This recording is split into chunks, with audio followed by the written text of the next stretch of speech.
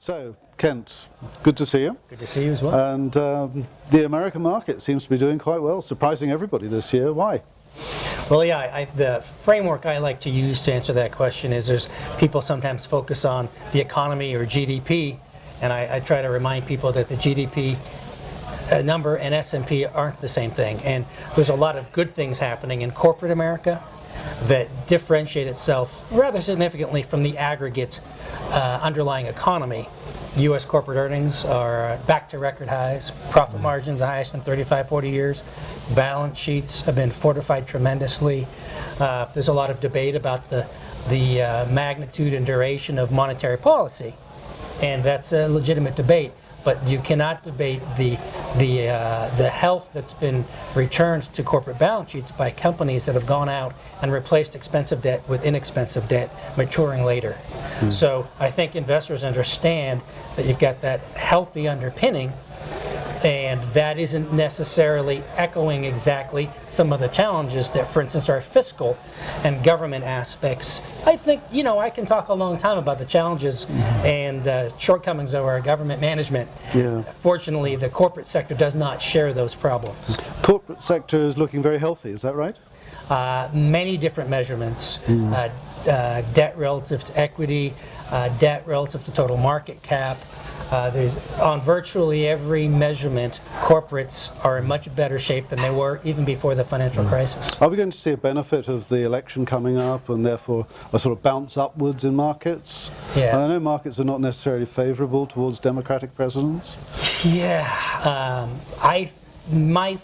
my working framework for that, which I know is just an educated guess, is that my guess is who wins has different implications for winners and losers in different aspects. And therefore, as we approach the election, my guess is that volatility will increase. On a given day, there's one guy who's ahead or behind, makes a mistake, or chooses somebody that people do or don't like as a vice presidential candidate, things like that. And I suspect that uncertainty will cause more worry. I suspect that after we know who's in charge, the probable winners and losers will be more clear, and therefore the people sitting in executive boardrooms that are terrified or just dumbstruck by the uncertainty of everything will have incremental more certainty. And on the topic of politics, I think it's also legitimate to add in what happens in June when the Supreme Court decides whether the most sweeping change in U.S. healthcare policy, almost in history, is constitutional or not. So that will bring clarity. It might be good clarity, it might be bad clarity. At least those decision makers who are reluctant to hire, reluctant to maybe build that plant where the end demand is there, that will bring a little more clarity on what the cards they've been dealt. So I think both of those issues will cause more volatility as we lead up to them, and hopefully bring more certainty as we come out of them. Apple is over 600 a share. Would you be buying it now or selling it? Yes. Thank you. That's an easy answer, right? No, actually, in fairness, I'm a holder, so I guess I should have said no. We've taken a little bit of profit recently, but we have decided to participate in that impressive growth. It's an interesting stock for so many reasons. Number one, seldom in my career have I seen a company whose products were so just beloved, whose stock in some ways is so beloved, and yet has not reached absurd valuation levels. It's not absurdly valued. It does require continued execution. But for a company that's executed so well, in so many ways for so long, I don't think it's a pipe dream or investing on hope to suggest they may continue to innovate and utilize their popularity in one product to introduce and have the market embrace other products. And their new CEO who replaced Steve Jobs articulates the halo effect and how often an individual who's never had exposure to the brand has their first exposure through something like an iPod, which becomes an infatuation with the phone, then the tablet, then the Mac, then who knows what else next. I don't think it's investing on hope and dream. That they should get some credit for that past track record. But they do, I do agree they do have to execute. But on a DCF, or kind of present value of future cash flows, it doesn't look egregiously valued to me. And then at the other end of the extreme, the financials have all been decimated over the last few years. So would you be buying? They had a big, well, those that survive, you mean? Yes, quite. I think of the, Less choice. oh my gosh, I think of all the companies that no longer exist. They're all tucked into somewhere else. So some people say they still exist, the name on the building changed. So some people say that there's been a contraction in capacity, but others say no, the capacity changed hands. Yeah. So today, in our neck of the woods, you've got Wachovia is now owned by Wells Fargo, and, Yep. and Chase, and the survivors absorbed the old. So there's actually been, it's been tricky for a long-only investor like myself, because off the bottom, some of these risky financials have had a nice bounce. And now even the Bank of Americas and the Citigroups have actually made serious progress to stabilize their reserves and get closer to the future Basel requirements. So our preference in the financials is for companies that have proven sound credit cultures, managements, because there's always a high level of imperfect transparency, and the people in charge just have to prove that they're good. Yeah.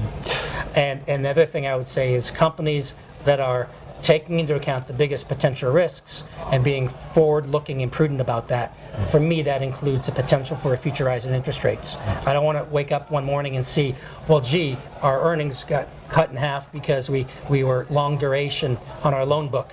And the Wells Fargos, the JP Morgans, the Comerica's, and the smaller, those are all companies that I think are well positioned for that outlier risk. There's a big, small cap market as well in America. Would that be a buying opportunity as well? Because that doesn't seem to have participated in so much in the growth.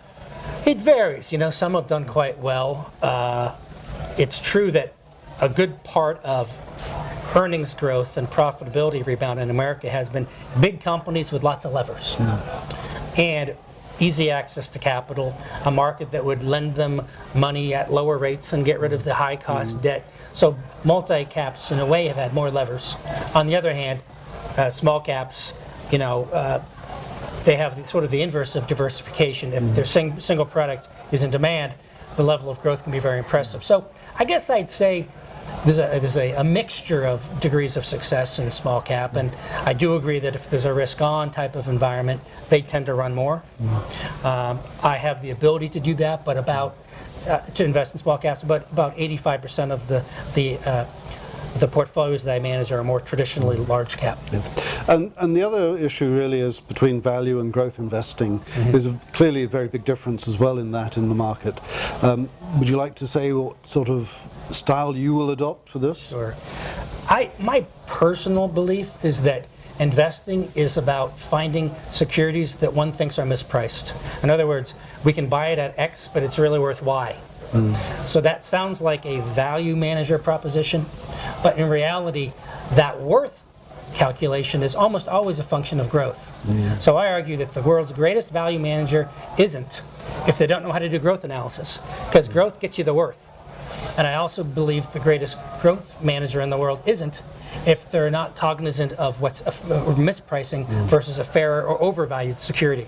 So I tend to believe that a sound ability to project what the future may hold, even for industries that are relatively new, internet, biotech, industries that are just emerging, cloud computing. That takes a certain type of mentality and rigor to understand how to forecast what may occur.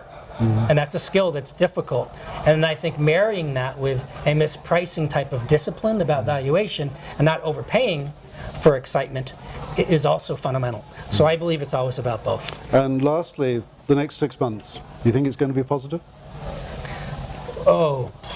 Gosh. If I had to bet $2 with you right now, yes or no, I'd say yes. I think that the underpinnings are supportive enough for the asset class. I believe that one of the areas of U.S. equity markets that have been able to gather inflows in a relatively challenging environment has been dividend yield stocks who have a yield that is there and can grow. Yep.